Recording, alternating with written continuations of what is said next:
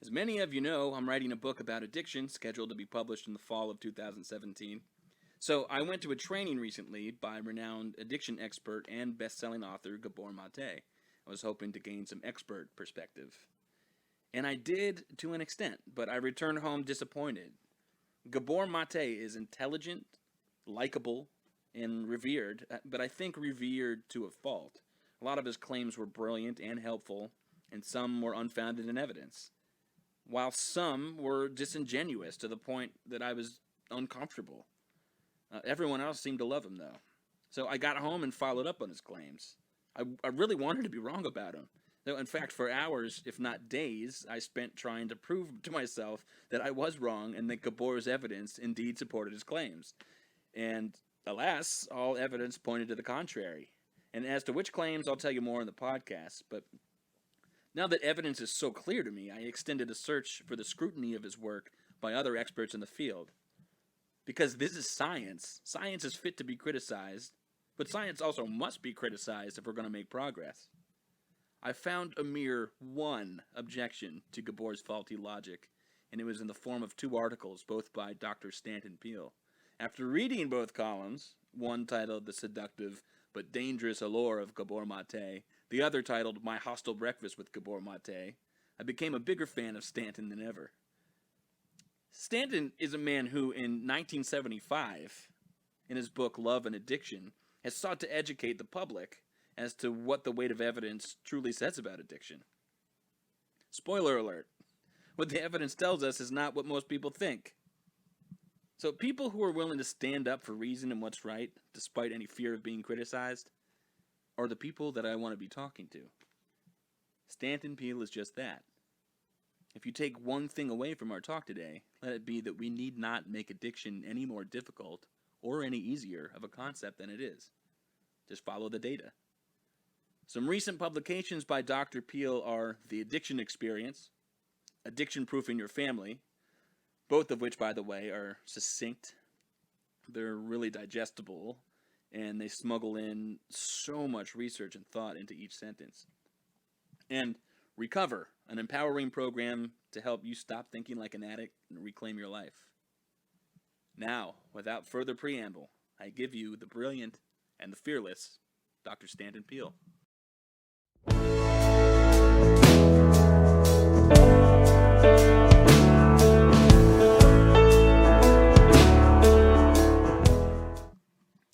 I have on the line renowned psychologist and longtime pioneer in the field of addiction, Dr. Stanton Peele. Stanton, thank you so much for speaking with me today. It's great to be here with you, Zach. And may I call you Stanton, by the way? Please do. Okay.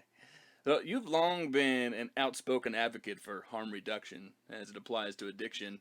And that kind of gets into the way that you and I made contact. So before you educate us, I just want to tell my listeners kind of why it's so important that I'm speaking with you. Some of my own ideas about addiction were misguided in an unhealthy way in the past, and after doing further research, I found a much more honest way to think about addiction and harm reduction. The most insightful reading I did was authored by you, Stanton Peele. So, here we are. Can you kind of straighten me out, give a clear definition of addiction, and tell me what harm reduction is and what it isn't? Addiction is a relationship people form with an activity or an involvement that produces an experience that they become wedded to in a way that they can't desist, but which is evidently destructive to them. And there's nothing about that definition that limits it to drugs or alcohol, which is one radical thing. And my standard joke is that when DSM, the Diagnostic Manual of the American Psychiatric Association, was revised to be DSM-5, for the first time they recognized something that wasn't a substance as being addictive. They recognized one single thing as being addictive, and that was gambling. And, of course, in 1975, when I began in the field, it was published when I was still in my 20s. I wrote Love and Addiction, which said that addiction was not a side effect of drugs. It was a direct relationship of an experience a person had to an involvement. So that's the first radical thing that's come true. The second radical thing that's in the process, perhaps, of becoming true is this. People don't become addicted to things in a disease-like way, by which diseases are defined as it always gets worse no matter what if you keep doing the thing, and if depending where you're coming from, if you don't get involved in AA or you don't get medical treatment. In fact, as I pointed out in Love and Addiction, and I point out many times since then, I've written a lot of self-help books based on this concept, the most recent being Recover, with an exclamation point. People in general tend to get better on their own. The large majority of people see substance addictions. All you have to do is to go out to dinner with a bunch of people and say to people, oh, does anybody here used to be a smoker? And then ask, well, how many have quit? And then ask them how you quit. And the large majority, when I do this in front of a big audience, 95% of people said they quit on their own. And then I say, that's amazing. And then some people will start arguing with me. They'll say, well, smoking, blah, blah, blah. Good point, and though. Good. I say smoking is rated, along with heroin, as the hardest addiction to quit. And here's the strange fact, which is well known. A higher percentage of people addicted to alcohol, cocaine, heroin, and marijuana quit on their own than smokers. And that's because it's still basically legal to smoke. And so the level of quitting is around 50 to 60%, whereas over people's lifetimes, 70 to 80% of people who were ever addicted to drugs or alcohol quit or reduce use on their own. So that last nugget, that people's addictiveness is not a disease that progresses throughout their lives, but rather depends on where they are in life, right? How they feel about themselves, where their emotional state, and especially their connections to life. I mean, the single greatest cause of people quitting addictions, think about smoking, is becoming a parent. And that's just the way life goes. People who are selfish and out of control and self-destructive, suddenly, when they have another human being in their realm that they're responsible for, just look at life in an entirely different way. And so a much more accurate way of thinking about addiction is a give and take people have with their environments based on who they are and where they are in life and what that involvement does for them, which can be quite destructive and seemingly out of control, I agree, for a time being, but which at some further point down the road, as they change and they evolve, as they become more secure in life and more connected to their communities and other people, that need is if not eradicated, it's lessened, and often it is eradicated. And that last way of thinking about things is a harm reduction way of thinking about things. It says abstinence is not the be-all and end-all. It says that where a person is in life and helping them to secure that place in life is the best thing that you can do in order to encourage them to dissolve their addiction. And that rather than treating addiction as a disease, but viewing it as a byproduct of their lives, is an essential, accurate insight about addiction, and also an incredibly important lever for helping people to overcome addiction. Right, and so that's where you and 12-step programs veer apart. I mean, a measure for success, if you were able to measure, in 12-step programs is abstinence. And, of course, it is solely based on the idea that it's a disease that you either can control or you can't. But when you take harm reduction into consideration, I mean, it seems like if you remove drugs from the idea, it seems like in all of our affairs we take harm reduction into consideration, meticulously sometimes. Like, we know that something like 100 people a day are going to die in car crashes, but we don't talk about the car crash epidemic, or we continue to drive with the caution of seatbelts and speed limits, yearly inspections. So what do you think is getting in the way of using the same logic when applied to drug addiction? Well, that's a great example. Car crashes is one example. Bruce Alexander, an old colleague of mine, and Patricia Erickson, another old friend and colleague, both out of Canada, once did a piece on skiing accidents and cocaine. It's a very small percent of people who use cocaine become what could be called addicted to it and persist in a way that leads to their some destructive or negative outcome. That quite a few people die in skiing accidents. Perhaps you remember one of the Robert Kennedy's children died crashing into a tree when skiing, and then a congressman, a famous congressman and former rock and roll singer Sonny Bono died on a ski slope.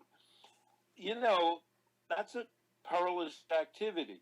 And what we think about normally with activities like that is making people aware of doing things in the most correct manner, creating spaces for them to do it safely. In other words, it can be more, you don't want to have a blind turn on a ski slope. Right. And when somebody does die, like, I mean, the Kennedy kid was, playing football back and forth while he's going downhill at a fast pace. He also had some problems in his life. He had been uncovered to be having a sexual affair with a babysitter who was 14. So you might say, well, gee, I wonder where his head was at. But you can't. There's risky ways of doing everything, and there's safer ways of doing everything. And we teach our children that. We know that. And there's no way of removing risk from life. Your children are going to drive, but you encourage and help and want them to be sensible people who want to live and who are capable of carrying out their lives in a safe way. And that's how you approach life. You don't approach life by saying, never, ever ski, never, ever, obviously, drive. We do say, never, ever take drugs, which, of course, the majority of people disregard, A, and B, now marijuana is legal in the United States, and B,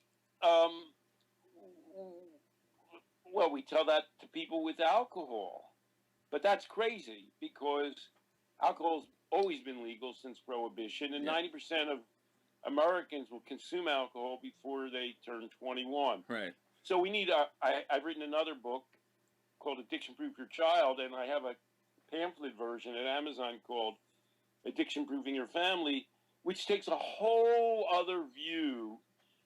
The view I'm describing has a whole way of pertaining to every aspect of life and dealing with substances. It says that drug education should not be about warning people about this drug or that drug, although obviously information about drugs is critical to using them. It should be about affirming their lives, having a purpose, knowing how to take care of themselves, being responsible, and being able to deal with the ups and downs of life. And here's my greatest insight, I believe, the most remarkable thing. You began this question by saying, well, why is it we keep viewing it in this other way? Right. Failure does not discourage us from the disease theory of addiction. Along with AA, of course, we have the brain disease model of addiction. And that's prevalent in the world, although it's led primarily by the United States. And since the 1970s, at least, we've been preoccupied with neuroscience. That's when they discovered the endorphins, which are narcotic-like peptides in the body. And they began announcing they expected within a decade to cure addiction and mental illness. And ironically, every form of mental illness since that point in time, the late 70s, has increased. ADHD, bipolar, depression, schizophrenia. But that doesn't discourage us in the least from believing as a society and pursuing these supposed neurocures and solutions and causes in the brain. And that is nowhere more true than in the case of addiction. And here's the stunning, amazing fact that every human being listening to this or in America or the world can look up. the National Institute on Drug Abuse was headed by Alan Leshner, who's one of the first people to forcibly present the brain disease model of addiction. Among the things he said is, it's just not true that millions of people recover from addiction on their own. Yes, it is. Millions of people, as I described earlier, quit smoking addictions. I actually gave a workshop at the medical school, Emory Medical School in Atlanta, titled Alan Leshner is Full of Shit. So you can see that sometimes I put people on edge. That's fearless. Alan Leshner was replaced by Nora Volkow, who's the goddess of the disease theory, the brain disease theory of addiction. She entered office in 2003, and you can still see at the White House, this is one of the things that Trump hasn't removed, that Obama put up. We have discovered a great new scientific view of addiction. We now are able to conquer it because of this great new scientific view. Let me tell you three things. There is not a single treatment or diagnosis used anywhere in the world based on supposed neuro discoveries about addiction. Right. Let me prove it to you. No human being in the United States or elsewhere is diagnosed as being addicted to cocaine or anything else by looking at scans of how their brain reacts to cocaine. They are diagnosed as being addicted, or addictions no longer applied to drugs, by the way, in DSM-5, as having a substance use disorder, depending on the series of symptoms they display on dealing with the world. So if we found a person who had a giant flash in their brain from using cocaine, as if that proved that they loved it, and then they just used it on weekends and went about having a family and doing business work, like, for example, former Vice President Biden's son did, then we wouldn't say they're addicted. And likewise, there's not a single brain-based treatment of addiction. So that's point one.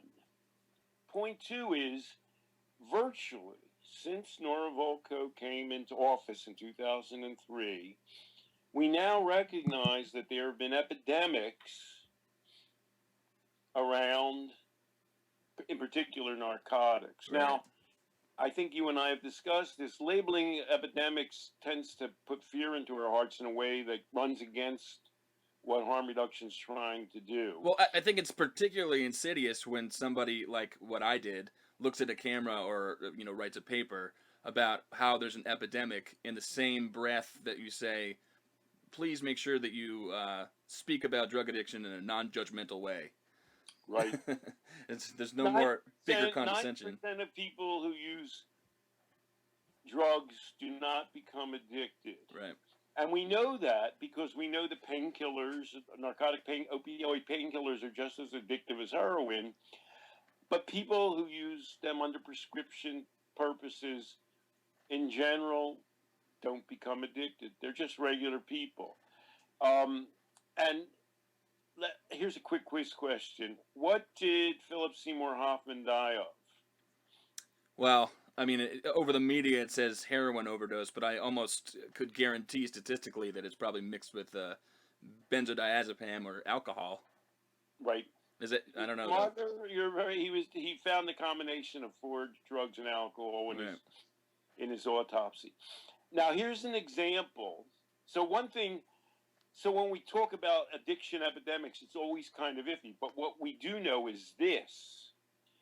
Virtually since the time Nora Volkow took office in 2003, we've had an amazing surge in deaths related to, simultaneously, heroin, traditional opioid painkillers, that's like OxyContin, new synthesized painkillers like fentanyl, and tranquilizers. At one point, it was thought that couldn't possibly happen because the feeling was, well, people switch back and forth between them. And yet they're all simultaneously reaching record levels that can be called epidemic in terms of the death rates. And it's caused, Norvolco is the cause of that, and the brain disease model is the cause of that, and our view of addiction is the cause of that. And harm reduction is the solution. Virtually 94 in New York City does the most complete autopsies in the case of overdose deaths. 94% of people who are labeled as dying from an overdose died from mixed drug use. By the way, Philip Seymour Hoffman, who died in New York, his cause of death was mixed drug intoxication. I've never heard that, actually. Until you brought it up, I hadn't thought about it, but I still remember the last thing I heard was that he died of a heroin overdose. That's what everybody thinks. Yeah. Here's another quiz question. What did Amy Wineglass die of? I'm not sure. I'm guessing some mix also. Amy Wineglass hadn't used drugs for several years. She had just been to rehab, and they told her not to drink. She came home, and she drank a ton, and she was given tranquilizers. That's what they give you a lot of times in rehab. When she went home from rehab, she was told, never drink, just the way the guy from that popular TV show left rehab and died from a heroin combination. He had been drinking and taking heroin. What's his name? Help me out. I don't know who you're thinking Canadian TV he was a Canadian that was a TV show based on school drama. He died in Vancouver. Damn, I don't know. He was pretty famous too. Everybody thinks, well, of course he took heroin, he died. They leave rehab unprepared for dealing with the fact that, believe it or not, most people never cease using all substances forever. And what they best need to be educated about is not to use substances in mixtures. So the Surgeon General of the United States issued a whole new drug report, addiction epidemic report, and last year, and I wrote my response to it. I read a regular blog for a publication called The Influence, and the single thing you can do the best for people is to tell them, don't mix intoxicants, particularly depressants. People are it's virtually impossible to die from a pure dose of heroin. Do you have a number on that? Do you know how many people really have? Here's the number. Throughout Europe, they have heroin maintenance sites. In Germany and Switzerland, they're discussing it in Ireland, in Spain, and Portugal. Yep. Not a single person has ever died in one of those sites. And they give them seriously decent doses, too, don't they? Yes. We can get into the history of it. If you look up my name and the names Light and Torrance, in the 1920s, two doctors at Jefferson Medical School tried to give people overdoses, within reason. First of all, they were already taking doses of heroin that were stronger than street doses now. Yeah. By the way, street doses in the United States have been going down since the 1990s, which exactly as overdose deaths have been increasing. Does that tell you anything? Yeah, it tells you that Light Torrance gave people 20 to 50 times their standard doses, and sometimes the addict didn't even notice it. So what I have to tell people, and why I'm perhaps not as popular as I should be, every single thing you believe about drugs and addiction is wrong. Everything. Heroin is not a dangerous drug as administered as a drug. Dying of AIDS is important, and America was the last Western country to officially endorse needle exchanges. Mixing drugs will kill you. But if you give people pure doses of heroin, if you take pure doses of heroin, you virtually can't die. Now, let's be clear, we're not telling anybody to go out and take pure doses of heroin. But buying heroin off the street from some grungy character, or even anybody you don't trust, means that you're going to get something that's mixed with fentanyl and other impurities which we can't even name. We don't even know what they are. Right. And that is dangerous. we can tell you that if you think, here's my idea. I don't want to take too much heroin. So what I'll do is I'll take some heroin, but I'll balance out my dose, my high with some a sedative or a tranquilizer. Doesn't or just drink with it? Doesn't that make good sense? That is the most lethal combination that you can do because you get overlapping depressant drugs, which affect your breathing response in a way. People generally die from asphyxiation. Is what is labeled as an overdose. And so and what does it even mean to say Philip Seymour Hoffman was addicted to heroin when he was when he was drinking a lot, taking tranquilizers and amphetamines at the same time? Right. How can you say, what's he addicted to? The cause of addiction, the cause of death is nearly always mixture of substances. It's virtually, I mean, I even hate to say this because I'm probably going to get arrested by it's virtually impossible to die of a pure dose of heroin, which we know because there are no recorded deaths in heroin maintenance sites that are around, in 50 places around the world. Telling people, and people don't seem to be addicted to one substance. The most lethal thing, and here's the label people use, chaotic drug use is the most lethal thing that can happen. And Philip Seymour Hoffman was an example of that. And we can get into the question, well, why does a person bizarrely and wildly use such a wide combination of drugs? And I don't use the word chaotic so much as I use the word self-destructive drug use. Yeah. When you talk to a person, you can almost, they know it. They know. I mean, Philip Seymour Hoffman didn't think it was healthy to use all of those things together. By the way, he was happy in quotations, to call himself an addict. He was convinced he was an addict. He was going to a 12-step group.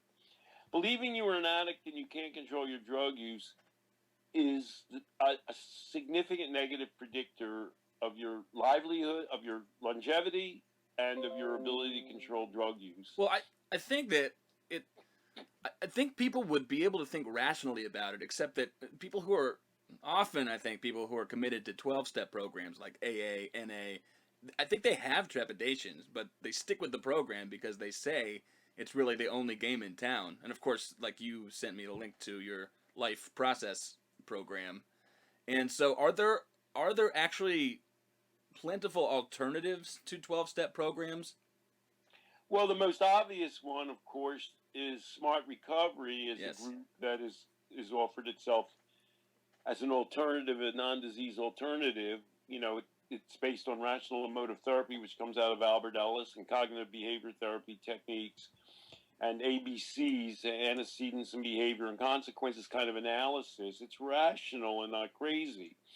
So there are alternatives, but the thing that I love you're describing, it's rare for a thoughtful person to go to people drop out of 12-step groups all the time. Yeah.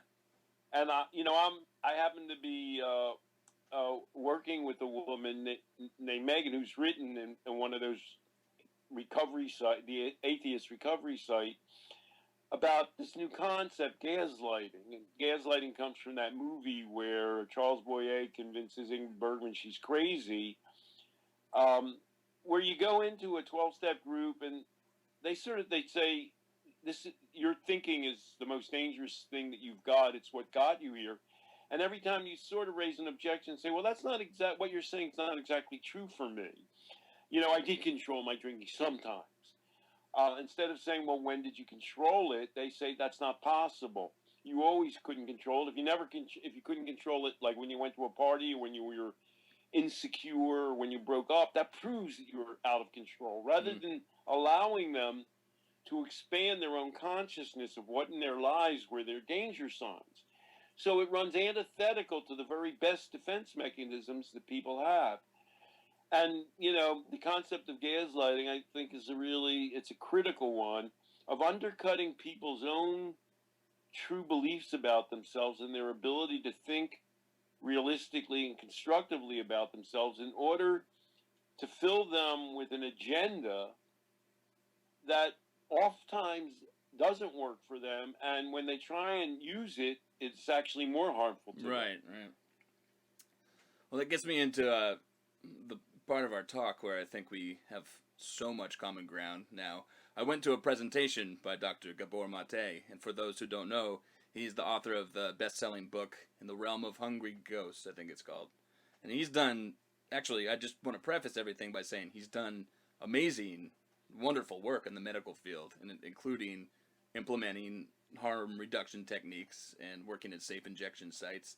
But I noticed some impactful downfalls of his presentation, which were reinforced for me when I read your article, The Seductive but Dangerous Allure of Gabor Mate. Could you do now what you did in your article? And maybe you could tell me in what ways you think Gabor Mate is helpful in his approach, and then we can get to the reasons why he's actually quite harmful. Well, Gabor Mate, I also have another one that I wrote for the Influence called My Hostile Breakfast with Gabor Mate. I know him, and I met him in Vancouver. Gabor Mate is a man who worked at it's called the Portland Hotel Services in Vancouver. He did a lot of selfless work, but that's a group of people in Vancouver who are largely homeless and who it's a kind of a housing first concept. Let's give them a place to live where they're safe and secure. A. B. Let's try and get them work and get them integrated into a community and feeling productive. And in Vancouver, there is both a safe injection site where you bring your own drugs and you can inject under clean and sterile conditions, and a heroin maintenance site where you can get heroin provided. And Gabor Mate was a medical provider for the Portland Hotel Services for 12 years. And based on the experiences of those people and the research of a man named Fletty in Oakland, under the Kaiser Health Services, he formulated the idea that people who experience trauma inevitably become addicted one way or another. Right. Here's the top 5 things that are wrong with that. Number 1, most people, even those who experience quite serious trauma, don't become addicted. And, we love to read stories about people like that. And we say, oh, look how they overcame the Olympic gold medal champion ice skater was somebody who came from a house where her mother was addicted, and she was removed from that house, and then she grew up to be number 1 in the world. There's a million stories like that. Number 2, and this is something, if I talk to Gabor, he sort of recognizes it. If most people overcome addiction, then how can it be caused by what Gabor proposes, what's basically a disease theory? If you experience trauma, it rearranges your brain in a way that you can never change. Gabor Mate is a disease theorist. He doesn't call himself a disease theorist. He says that he's not, but I can't see how it's not a disease theory. If you read in The Realm, he talks about it as a disease. Gabor is like we're going to get into his personal traits. Yeah. I'm a sneaky, influential people. I mean, I'm nowhere near as well known as Gabor. People write me horrible emails. When I first started in the field and I criticized AA, people would call me at home and attack me through my emails. That was before email was invented. Now I get things like that from Gabor's supporters. They just roll over on you. People in the field tell me they would criticize Gabor too, but they can't deal with the kind of gutting they would get as a result of that. You were the only person. I was looking up not only research, but I wondered, does anybody else out there who's outspoken have critique of him? You were the only person, unless you know of somebody else. No, well, they always talk to me prior. I mean, I know a person who debates him all the time in Vancouver, and he told me, let's face it, he's a shyster. We'll get into his way of working. Sure. And of course, people are, friends of mine say, aren't you afraid he's going to sue you in my piece called My Hostile Breakfast with Gabor? what's the word that I use to refer to him as? He knows about it, and he talks about it all the time. Um, in the same way, there was a man named George Valiant who used to be on the board of AA who would go around giving lectures based on attacking me. So he's now much more reluctant. He's a big AA backer. Yeah. His model is a disease model. He says it permanently damages you in a way you can't recover from. But now he goes around saying, that's not true. I don't know if he mentions my name. He says, I don't believe that anymore because I pointed out that that's not true, and he's uncomfortable with what he himself has said. Yeah. So most people overcome addiction, and telling them they have a permanent disease is a way of discouraging that. So if you're keeping track at home, that's my second point. My third point is, by the way, not only was he a merciful provider, but his view of addiction is, although he's down on drugs, he does include all kinds of things. He talks about his own compulsive CD classical music buying. Yeah. Of course, I wrote Love and Addiction in 1975 and many things since then, which talk about addiction not being limited to drugs. So we're on the same page as that. He points out that drugs themselves don't cause addiction. And he uses an example that I've often used. People go to hospitals and get very powerful narcotics, and they go home and they stop taking them. You need another element to describe what it is that causes people to be addicted, and I've said it's their resulting stress and impotence in their lives and their engagement in life. For him, one thing causes addiction: childhood trauma. So we're now up to point 3. The people that he dealt with, that he generalizes from, I've lectured to Portland Health Services. I've gone up there and given a workshop.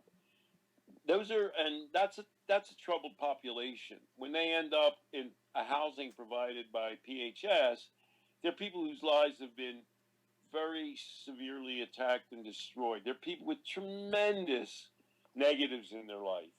And that's true. Trauma's not good for you. You know, and everybody knows not to impose trauma on their children. Right.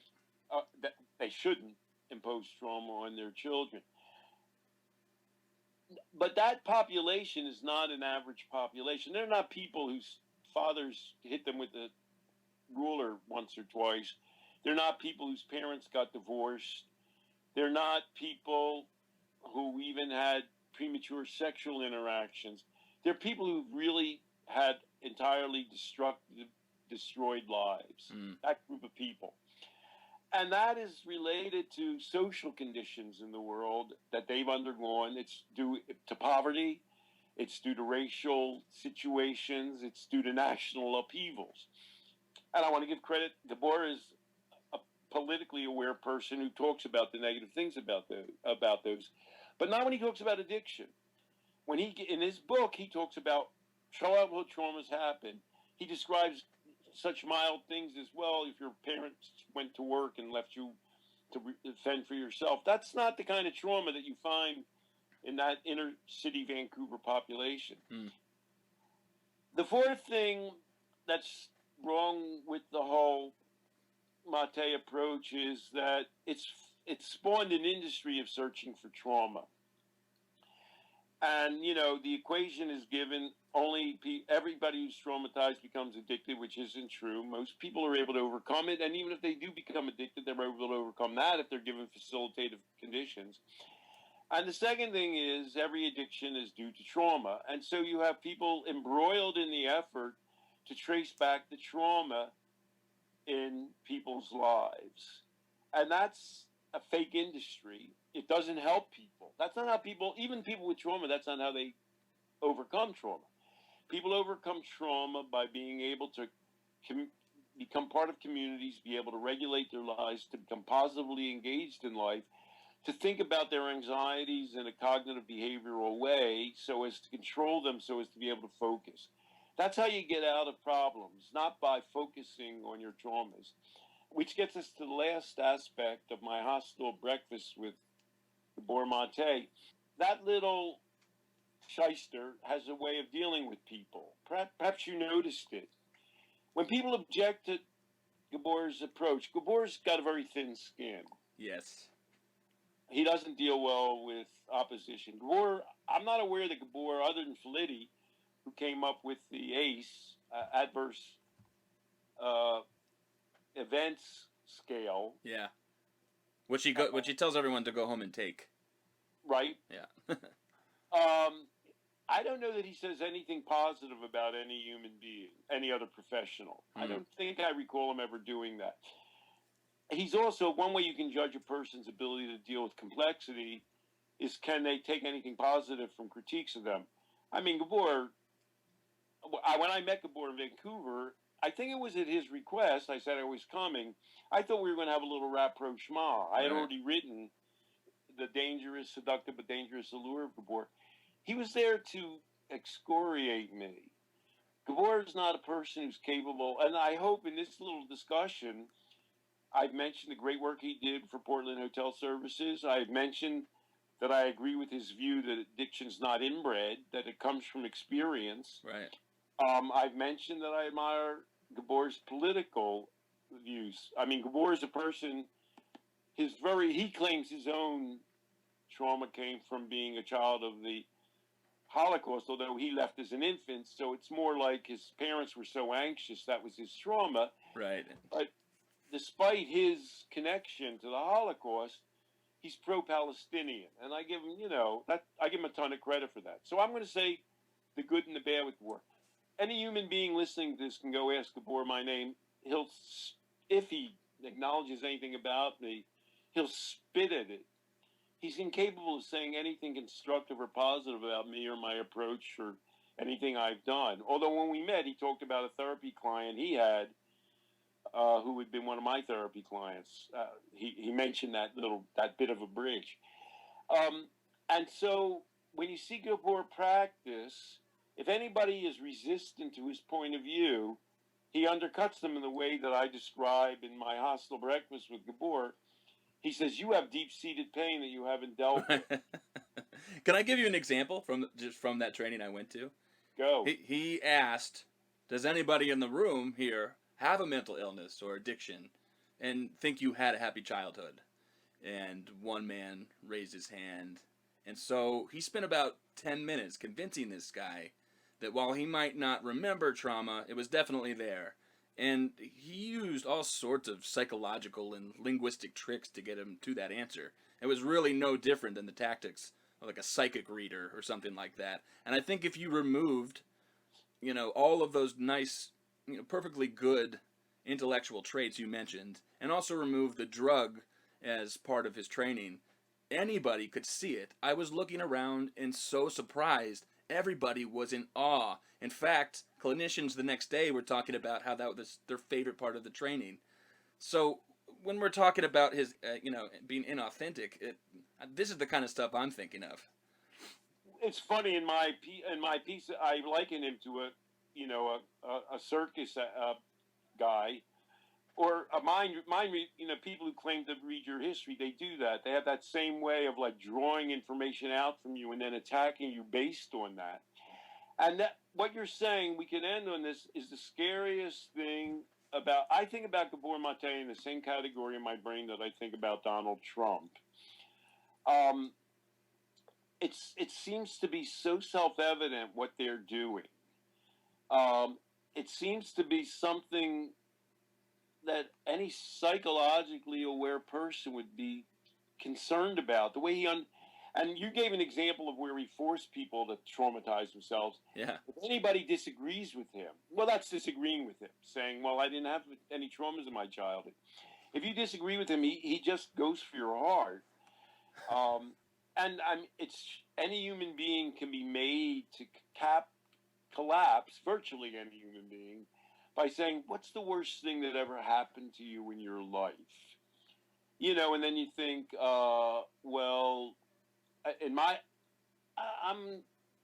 my joke is, the worst thing that happened to me in my life was my breakfast with Gabor Mate. It so happens that my brother committed suicide, although he was 59 and I was 55 when that happened. So that's not a adverse childhood event. I would think about the time, but again, I was 50 when our dog died. That was pretty traumatic. And if you can make virtually any human being cry. Yeah. by asking them what's the worst thing that's ever happened to them. And there's an answer to that question, and it's not a happy place to be, but that's A, not going to make you an addict. B, if you're addicted, that's not why you're addicted. And his inability to deal with anybody disagreeing with him and his cutting them out from underneath themselves. And the fact, Zach, what you said is so brilliant. You thought that was so transparent. I'll name a name. Ann Fletcher's a quite good writer. She wrote Inside Rehab. I like her books. When I wrote on a list that Gabor Mate is anti-harm reduction, telling people they have a lifetime disease, telling them if they were traumatized in childhood, they can never overcome it, failing to look at the ways that people emerge. There's no cure, just the same way that there's no brain cure for addiction from neuroscience. There's no trauma cure for addiction. Looking at people's traumas is not a way of emerging from negative past events or from addictions. It's not a treatment in any way, shape, or form. And in Gabor's, prior to knowing me, he lauded the powerlessness of AA. Telling people they were powerless for him was really a positive. And so undercutting people as a way of responding to different points of view, and people not knowing or witnessing that he does that regularly, is to me baffling. And sometimes in my darkest moments, here's what I think, and I'll confess to you, Zach, just to you. Okay, I won't tell anyone. Sometimes I think if the United States wants Donald Trump, let him have him. If they want to have him and the Republicans disassemble health care for all Americans, like they're going to come up with something better. Yeah, Trump That's care. what they want to do in America, okay, let them do it. If they want to believe that Donald Trump is going to help all the people who kind of elected him, that quite large body of people in America are totally disenfranchised. If appointing all those white male billionaires and a few white female billionaires, if they think that's going to remedy that problem, let them have Donald Trump. It serves them right. And I just think, so anyhow, on this list, Ann Fletcher, when I said, for the reasons I said just now, Gabor Mate is anti-harm reduction, and yet he's constantly presented by the Canadian Harm Reduction Society. She says, how can you say he's anti-harm reduction? Look at the work he did with all those inner city addicted people in Vancouver. People are incapable of having a complex view of a person, like Gabor Mate is incapable of doing that, and saying he's a human being, he's got a humane side, he's done great work. At the same time, his point of view is not harm reduction. Trauma-based lifetime disease model of addiction and undercutting people who see something less than traumatic about their childhoods and offering no way out of a traumatic background is not harm reduction. Right. And so I sometimes think, all right, if the field wants to welcome, like you saw everybody in that workshop group saying, oh, wasn't that great the way he proved that guy had a traumatic background? Let him have him. And, he's going to be a big seller, and as he is, and wildly popular. But, maybe this other point of view, it's not harm reduction, to the extent that we can present harm reduction in real form. It's not going to involve Gabor Mate and trauma theory. And the sneaky little fact is Gabor has been modifying his point of view and his presentation in some regards, like you saw, because of my inputs, if I could put them that way, into his worldview and the trauma worldview. I asked him a question about, it was just before I was going to interview Carol Tavris, and I asked him a question. I sort of smuggled this in because there's no way he would have been thinking that I'm talking about him. But I was saying, there are some people, Gabor, who, they, in the midst of clear evidence, they won't bite on the evidence. They'll continue to reduce dissonance. How do you get through to somebody if if all they're doing is reducing the dissonance by believing something that makes them feel good? And his answer to me was, I don't know, you're on your own. which speaks to, That's what he says. I've known people that have approached him because they become convinced they had a traumatic event or childhood. He really has nothing to offer them. yeah. And I think I mentioned to you, I actually went to graduate school at Carol Tavris, and she's not a magical thinker. She's a popular writer and a scientific writer of some renown. And we've worked together when I used to write for American Health, when I first pointed out that people change addictive habits all the time. In 1984, I wrote Change is the Normal Way That People Overcome Addiction. It's called Out of the Habit Trap. I love her degree of rationality, and somebody like that and her worldview and Gabor Mate's are always going to clash. Yeah. So I'm writing a book about addiction that's going to be published in the fall. I've cited some of your work in it, even before speaking with you. I knew who you were, and I've always appreciated your work. So no doubt I'll be giving talks about the book. Maybe on the way you'll be able to give me advice about how to reap the whirlwind in a way that I don't have to hate myself. But how did you get interested in addiction? Because I had my own addiction problem, which I will talk about in the book. I'm not going to say too much about it right now, but I had my own problems, and now I don't. And so it was interesting to me. In my own life, I'm living proof. I noticed that I have no desire, and even if I had a desire, I think, why risk it? Because I have all this stuff going for me socially. So I was not, my wife is a clinician, mental health clinician, and she works with drugs and alcohol, people with substance use. But I had never thought about it before and linking it to my own life until I noticed just how different people's views are about addiction than my own experience. So that's how I got really interested in it. So you came to it because you weren't thinking about it the way they thought about it, and when you saw how they thought about it, you started saying, "How come I think about it differently?" Is that what you're saying? Yeah, that's a good way to wrap it up. Yeah. Because I did it. Here's how I do it. I'll leave you one of my great secrets. Good. I go to a group, often of recovering people, and I've been in my lifetime, some fairly large groups, 500,000 people. And here's what I say. I describe this partly. I say, oh, this is a group of people who's experienced in a lot of drug addictions, aren't you? One form or another. And they say, yeah. And I say, what's the toughest addiction to quit? They always shout out smoking. And then I say, oh, that's amazing. Has anybody in this room quit a smoking addiction? And, if there's 1,000 people, 600 will raise their hands. Right. Because,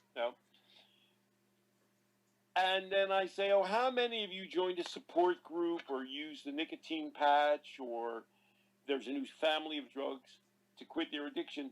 And I've been in rooms where hundreds of people have raised their hands and not a single person, but never more than a handful of people raise their hands and say they quit an addiction because of a treatment or a support group. Wow. And then I go, golly, that's really amazing. Let me just make sure I understand what you're telling me. The hardest addiction to quit, and many of you have consumer tested this, is smoking. A majority of people in this room have quit a smoking addiction. Virtually none of you, things happened in your life that allowed you, and I'll ask them what they were, having children, fighting against it because of health reasons. And virtually none of you relied on a 12-step group or support group or a treatment. What does that tell you?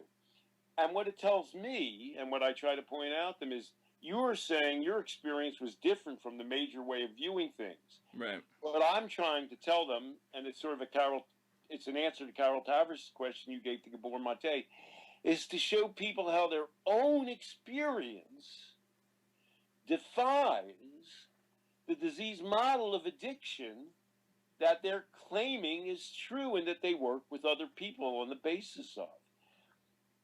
And I say, why is it that you're practicing something that's untrue in terms of your own life and experience? What's the answer to that? I bet they get into plenty of reasons. Well, they try and break out of dissonance by saying, "Well, I know I said smoking was the hardest addiction to quit, but come on, smoking's not like alcoholism or heroin addiction." And then my follow-up answer is, a higher percentage of people have quit alcohol and heroin on their own than smoking, because you can still sort of get away with smoking if that's something you really want to do. Exactly. Yeah. I mean, it's actually a more facilitative addiction. But of course, what I know, Zach, is that you have to try and you have to allow people to plumb their own experience, and you have to say to them. So what I'll do is I'll go to the audience and I'll say, "Well, you tell me why you quit the addiction. Forget me."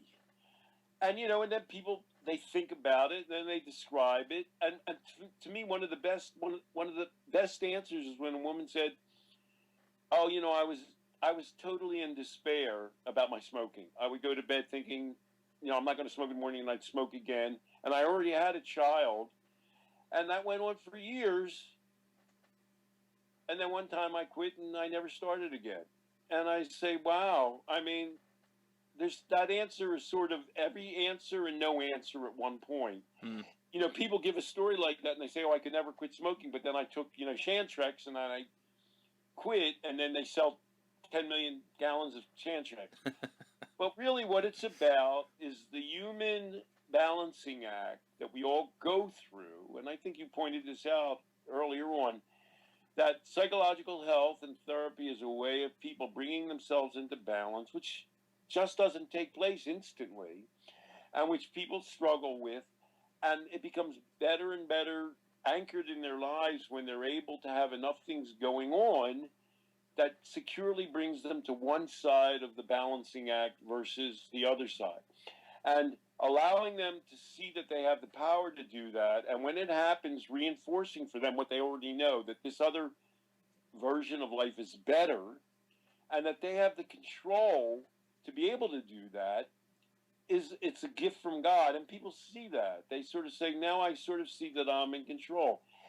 And even when they relapse, I have the Life Process Program's online program that came from residential rehab I had. We had a follow-up program. We called them once a week. The question isn't if people are going to use substances again. The question is, are they going to allow themselves to destroy their lives to get back to a point where they're totally without any basis? Because as long as they maintain strong parts of their life, even should they relapse, even should they try and use it in a controlled manner, which they may be able to, but fail, they can always regain their composure and their status because they have a whole new life and a whole new way of seeing that they're able to control their lives. And that's the solution for addiction. And to mention, my book Recover is about the mental process, how to stop thinking like an addict, to reorient your thinking to capture what it is that we just encapsulated there. I think that's a perfect place to end, because I want that to really resonate and sink in for people. Dr. Stanton Peele, I can't thank you enough for engaging with me so honestly and intelligently. It really was inspiring to talk to you. It's been a great pleasure, Zach. Call me anytime, and, let's do this again in the next 10 years. Please. Before we go, are there any helpful publications or training of yours or otherwise that you think might be helpful to my listeners or anybody trying to better understand? On the one hand, I have my book Recover, which I published recently with Ilsa Thompson. It involves meditation and mindfulness techniques as a part of an integrated way of rethinking yourself. I have my Life Process program online, which is a low-cost way. I believe that addiction treatment has to go out and reach people.